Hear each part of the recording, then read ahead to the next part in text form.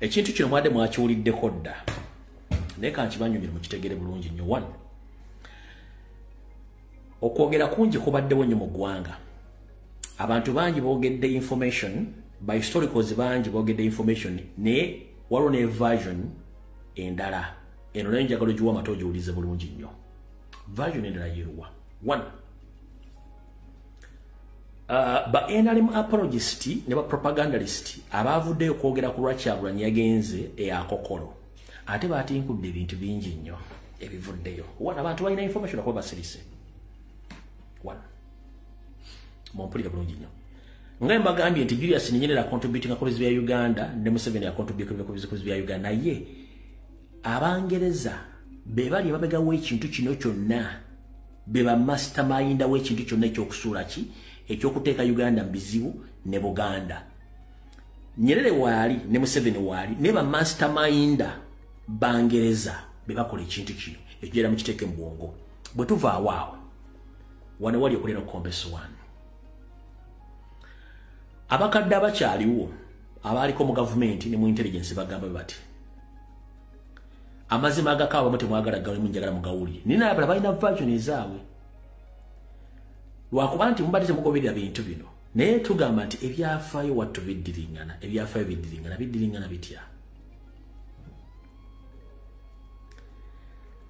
Abasinga obungi mulowooza Museveni yakatufuga emyaka 4. Yes. Practically yakatufuga emyaka 4. Bwatufuga emyaka 4 agifuza atya. Katuddeyo mu 1966. Museveni mu system z'abali abasajja baafuga yalimu ng'ali mu intelligence. Mu intelligence omwo mwe yakolera ebintu byonna n'akola document n'akola empapula n'ebintu ng'ebye bagenda okuwamba mu ggwanga n'odifuga. Mu myaka egyo wakati wa 15 wakati wa myaka 15 kwabiri ng'ali mu system agisoma agibala agiwandiikako na biki bagenda okukola. Kati egyo emyaka 15 kwabiri gye myaka gye yakozesa okukola akatabo ka Soul the Mustard Seed ng'abalaga biki bye yakola atya. Kino kye batabagamba intelligence egamba bwete. Obote okulumba olubiri lwa Ssekabaka Muteesa Emmengo. Ekituufu kiri nti kimutajja kukkiriza naye nga mujja kifunako mu sources. Obote Museveni kennyini ne banna bali mu intelligence be baamuwa information n'okulumba olubiri. Museveni kennyini ye yawa intelligence Obote balumba olubiri nga bayambibwako Bungereza baloba Museveni. Era kigetege nti Obote yali tawadde confirmation ya kulumba lubiri olwo. Yali tagiwadde yekanga bwekanzi nga bakoze eki nga balulumbiye. Nga banakuletera ekibaga kino twandiyagala okukikola kiba kino n'otaba nnyo response niyo genda okulya nga bakoze eki bakikoze baamu informinga. So ba Museveni bennyini be baalumba olubiri lwani olubiri lwa Muteesa Emmengo. Museveni kennyini nga n'Amini mwali. Kati Amini yamanya nti akoze ensobi ne wayitawo ebbanga n'awamba mukama we Obote. Abazungu ne bamukozesa nga balowooza mwangu. Kyova olaba Museveni bw'amala okukozesa Obote ensobi okukuba olubiri wayita akaseera mpawe kaaga ye Amini n'awamba Obote ng'ategedde nti baakola ensobi bakozesa ensobi. Olwokuba nti Museveni yali mu intelligence mu kaseera ako bwe yamanya nti Amini awambye Museveni yalina okudduka ne bakyalibe bafulume eggwanga Uganda kubanga Amini yalina obbanoonya bonna abaali bakozesezza ensobi okulumba Buganda.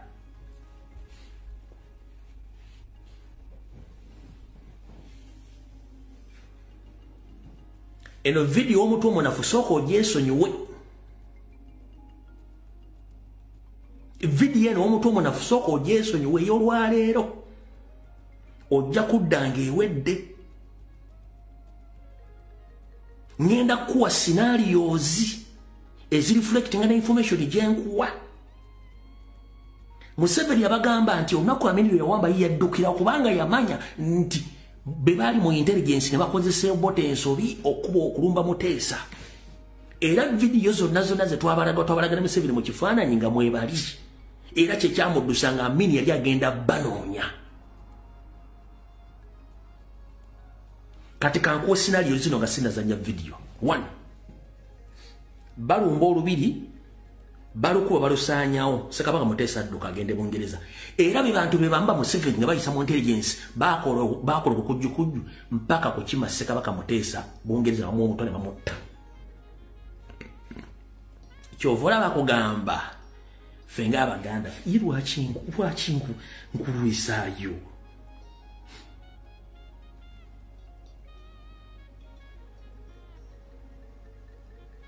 Eno video eri too personal. We shall crush those enemies as we have done in the past. Yeah. You preach your nonsense, we shall answer you by what?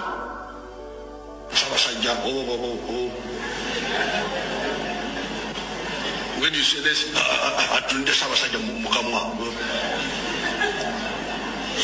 but politics is about to kill Mukamwa. Kati eyo video yali personal.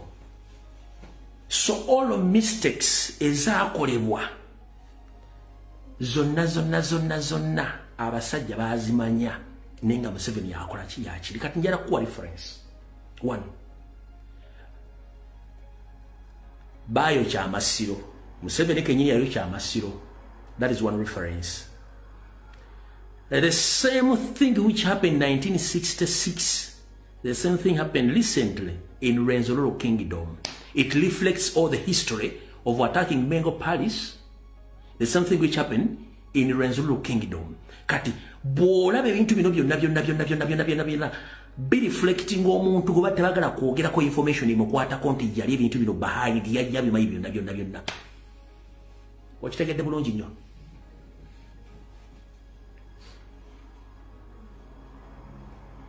Kati kankuwa olubiri nga balulumba mu 1966.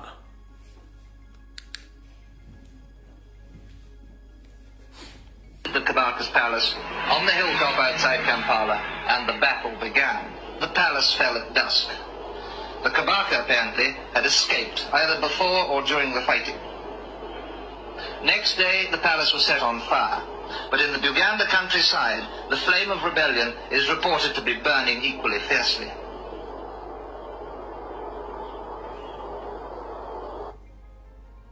Babu, Obalaba.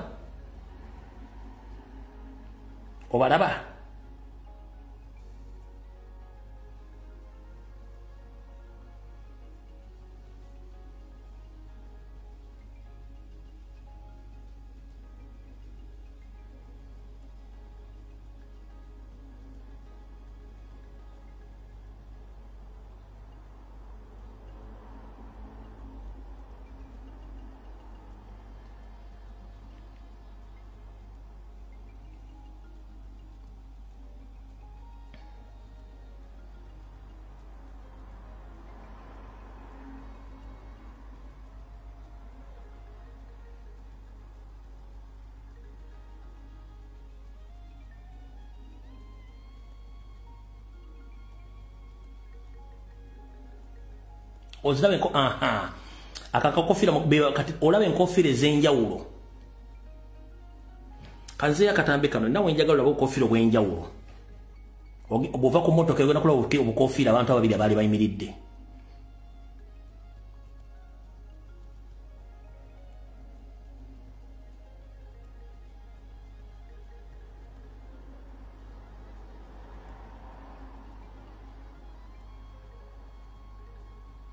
Abo balaba baabo.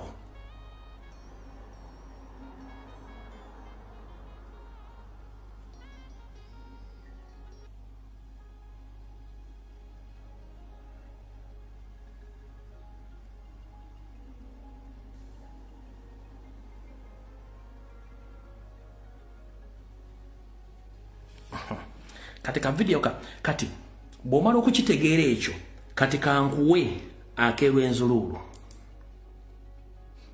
Kubanga Abaganda tugamba nti ebyafaayo biddiringana eno Rwenzururu.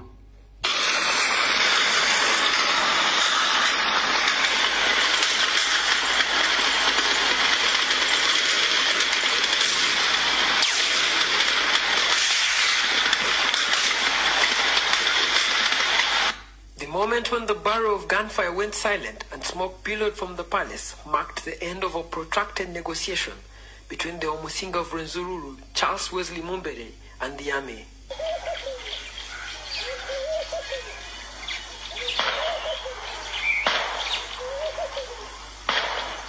Gunshots had earlier on rung out at the palace when royal guards confronted the army in a siege that lasted about 2 hours.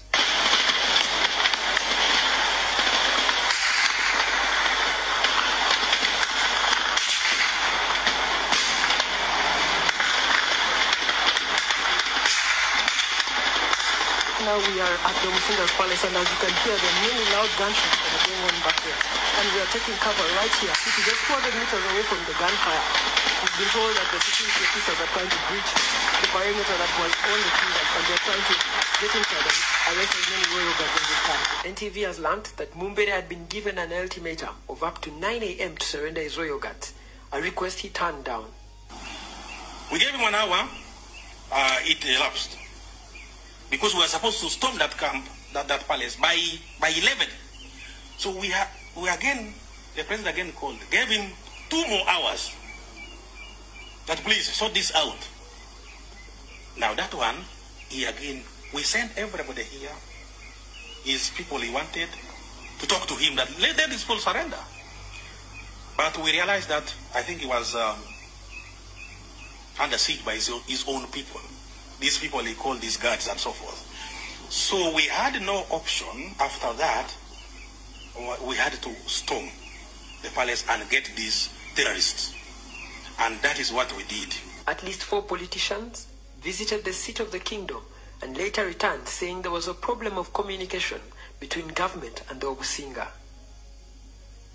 NTV has ascertained that 46 people were killed in the attack and 139 arrested. 2 soldiers were also injured in this attack. Raymond Mujuni.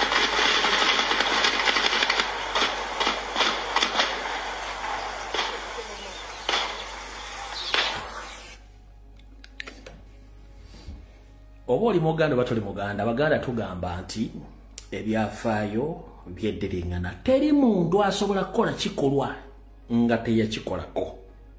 Kino kireflectinga nti okusinziira ku information gyemba wadde Nyando yennyini beba misinforminga Obote nga Bungereza bali mabega kubanga ebintu bingi byebali bawadde Abangereza bali bawadde Obote okukola ebigambo bingi nnyo ku Buganda ebimu n'abigaana lwaki. Obote mwenna ba historicals abasooka abamanyi. Obote mu bakazi bonna mu Uganda lwaki yawasa Muganda?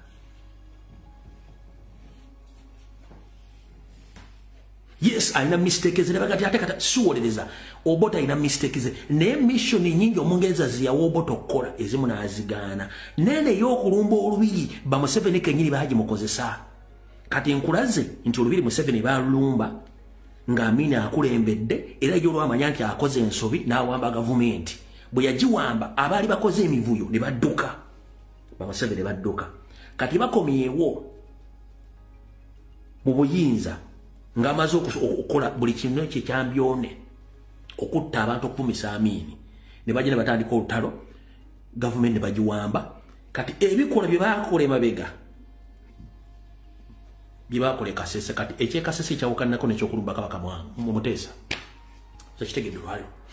So singa bateekawo olukiiko lwe bayita Truth and Reconciliation ng'omuntu bamuteekamu kamera n'ayogera amazima nga bwe gali, abamugenda kudduka era mugenda kukwata bannabyabufuzi mu batemeka emitwe abatasobola kwogera mazima gano. Singa bateekawo olukiiko lwa Truth and Reconciliation nga gavumenti ya Museveni egudde abamu bagenda kudduka. Gwe sooka obuuze okuva mu 8 report za assassination nga tezifulumanga 1886 mpaka nakati lwaki assassination report tezifuluma. Kankuwe ekirala otuveewo kiri mu girasi kiri mu bwengula mbwenyi bwa buli muntu nti olutalo lw'omukulu era 8 Museveni abantu bali baganya omuwagira Kabaka n'agenda. Kabaka bw'agenda era Abaganda tebasooka kusituka.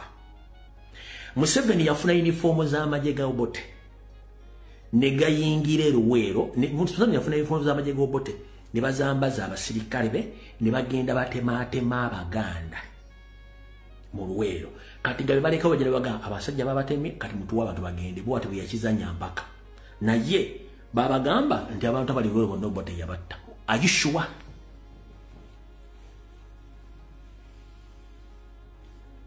historically kuno bako wali bali bagambye kensonga lwaki batolito Njoko n'abalabi batta abaali bombise lwaki babatta kubanga they knew the person who was doing such things bamanya nti Museveni n'abalala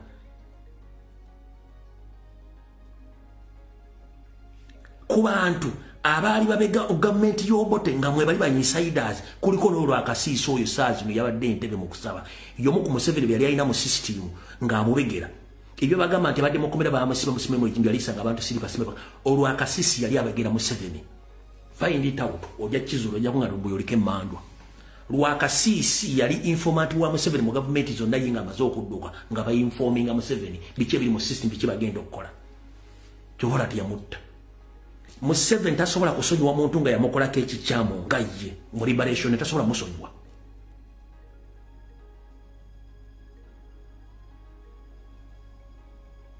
gwatamanyi Museveni tasobola kusonyiwa muntu nga yamukolako damage wamuli jimu y'Obote wamuli jimu ya Amini wamuli jimu yonna neba kati n'omukolako ensobi he doesn't forgive and he doesn't forget Lwakasisi is still alive era yamutola ensonga yali informant we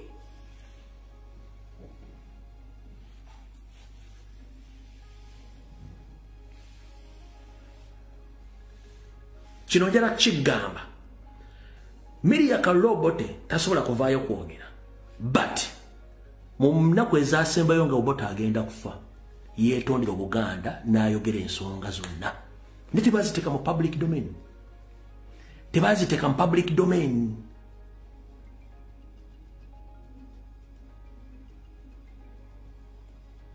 tebaziteeka mu public domain era bino tebagenda bibagamba kubanga Muwanga Paulo Muwanga bamu ku bantu abakola obuvuyo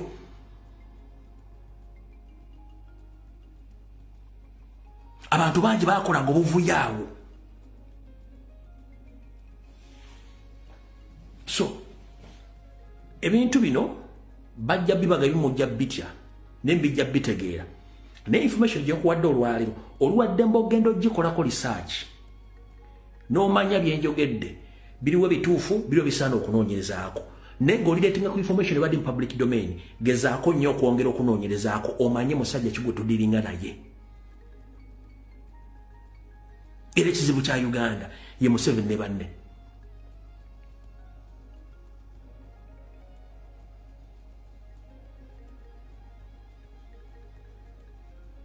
Museveni ne banne kyekizibu kya Uganda. Yes, but past leaders bayita swine, which is okay. Never judge kimwogerako. Naye bikolobere bakoze against Baganda. Particularly against Baganda. Kati gobojja no ngamba ti Kyagulanyi yakoze ensobi okugenda ku malalo g'Obote obogero senkana ate najala kubuuza. Politician yakola mulimu ki? Era bwe tuba tuli mulaale campaigns ayina zikubira mu Buganda. Obaganda bakaba mulonda. Goyagala ko ngamba. That's we Baganda, we are more clean than any tribe in Uganda. Do we, the Baganda, more clean than any tribe in Uganda? No. Because we might reverse our minds.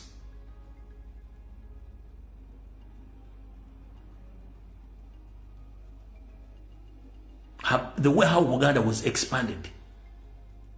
We robbed the Bunyoro. We robbed the Bunyoro. Twabba abanyoro ntubabba amataka ga buli kimu. Kyemwagala okumanya. Abanyoro batuwala nako. Ode omuntu omunyora wana n'Omuganda. Wali owulidde ko nti omunyora wana n'Omuganda kyenjagala okubuuza. Kati mbo basindika ku radio okujja okukola blackmail propaganda kuba temutegeera. Okitegeera bulungi nnyo. Eno information tuba nayo wano. Ogiraba tugira mu public domain. Ogira bulungi tugina mu public domain.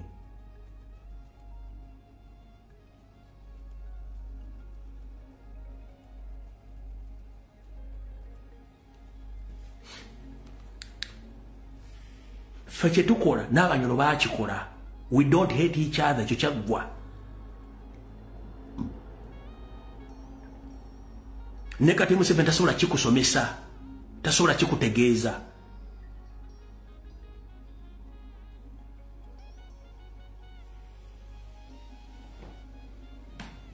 Nze ndi Muganda agenda okugamba amazima gakulume. N'Abaganda tulina be twakosa. History bwati bwasoma. Abaganda twakosa bajjajjaffe Abanyoro kuba Abanyoro twava mu Banyoro Abaganda. Twabakosa. Ne tubabbaka amasaza gaabwe n'abali mu masaza ago abasinga obungi mu lutalo lwali kutwala amasaza ago baalusulamu Akaba. Naffe twanyaga ne mu kunyagira twakosa abantu. Ne gwalawuddeko nga Abanyoro etuteega simanyi tuna lutalo n'Abanyoro. Ebintu bijja ne bigenda ne bivaawo. Kati gobo okwata emboona y'omutu oba engalabi ng'oza musimanyi tateekeddwa genda azifufu gwengani. Twabba amasaza mukaaga. Twabba amasaza mukaaga aga Bunyoro. The 6 lost counties ne tubaddizaako amasaza 2. Twabaddizaako Buyaga na Bugangayizi. Buweekula n'ensigala Ssingo Bulemeezi ne Bugerere. Ne Mubende n'esigala. Nenge ettaka twalanira ddwaniro ddifuna. Nite tulina bizibu nabo twateerera byaggwa. Ne mu keepinga on kuleeta ntalo. Kubanga ye Museveni waatwagala. Nti bano Abaganda mannya. Kuba n'ekisajja Kibajjo kisajja Kinyarwanda. Kati yali promoter yafuuka radio presenter. Ate Museveni yabatera okusoma wonna basome. Bafuna qualification. Kabanda na university yatadde buli mbuzi yonna etalina senior for certificate mbuya graduate bafunye diploma kubanga bo kye baagala.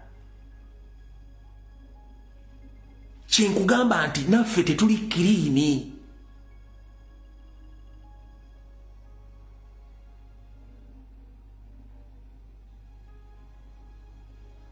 Information in public domain. Mweri.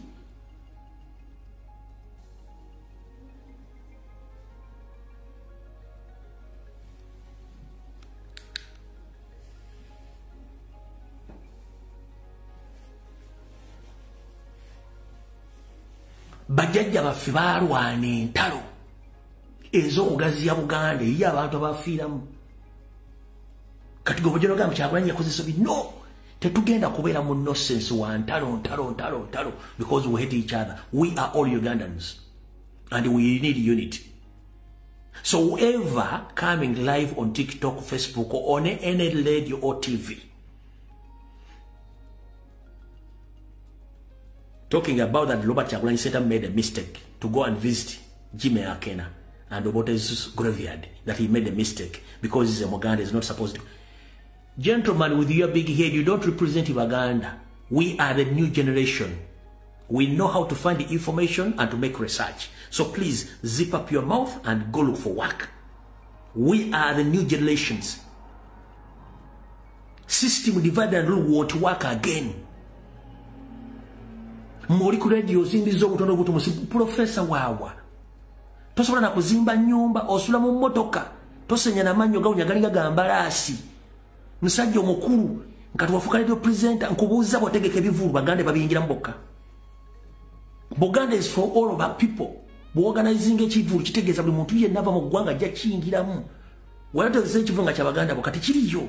That's what we call Uganda. It was Buganda before. And then we unified. We called it Uganda, which brings all the tribes in Uganda to come together to form the country called Uganda. So we don't have hate. We don't have differences.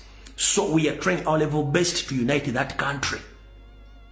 Stop your nonsense. If Museveni pays you to follow in his trap of divide and rule, that is your problem. We are less concerned. Kakubuza ekibuzo kimu nga nfundikira akanyomero kano. Wali owuliddeko mu Buganda wonna nga waliwo ekiwandiiko nti atali Muganda tabula ttaka mu Buganda? Kyandibadde kitandikira awo. Ba NRM project wali owuliddeko ewantu wonna nga tewali muntu akkirizibwa kugula ttaka mu Buganda nga si Muganda? Kyandibadde kitandikira awo nti tetugenda kukkiriza muntu yenna kugula ttaka atali Muganda wano. Tekiriiwo. So mujje ku TV nga mwogeze emitwe gyammwe nga temujazise.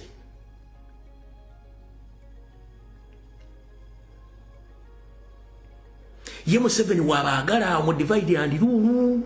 Bakuwadde simu, bakuwadde omuzindalo, tosenyeza mannyo, ebiwunye enkwawa, musajja mukulu osula mu mmotoka, toyina na mukazi ojo yasamira onyumya ku politics. Toyina kifaana kituufu kyolaga nti nze mpagira kino, kyolaba kyobuukira, kubanga mulimu okusasula emitwe gyammwe. Ffe tuli generation eyagala unity. Yes, ensobi zaaliwo. Obote yali mukyamu, Amini yali mukyamu, Museveni mukyamu, emirundi mukyamu nakati mukyamu. Ne watulaawo ya mukyamu. Kati gwotuze mu story zammwe enkadde z'ekisiru. We know.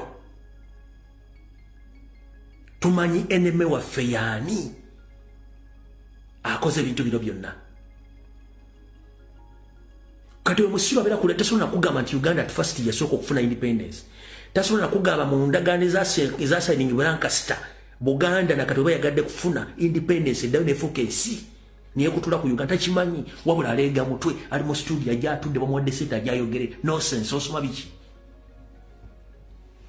Gwe document endagaano weeziri eziraga nti Buganda ebanga bagimistreatinze esobola okudda nefuuka ensi yeetogodde.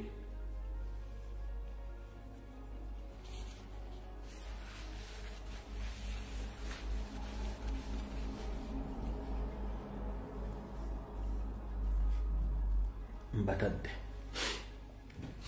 Katuwama katugende mu kitundu ekyokubiri ekya programu ya leero. Mukitegedde bulungi nnyo. Alright. Ekitundu ekyokubiri ekya programu ya leero kikino wano wammanga. Kyokka tugenda ku information gye nabaleetedde saagala aseka. Katugende wano.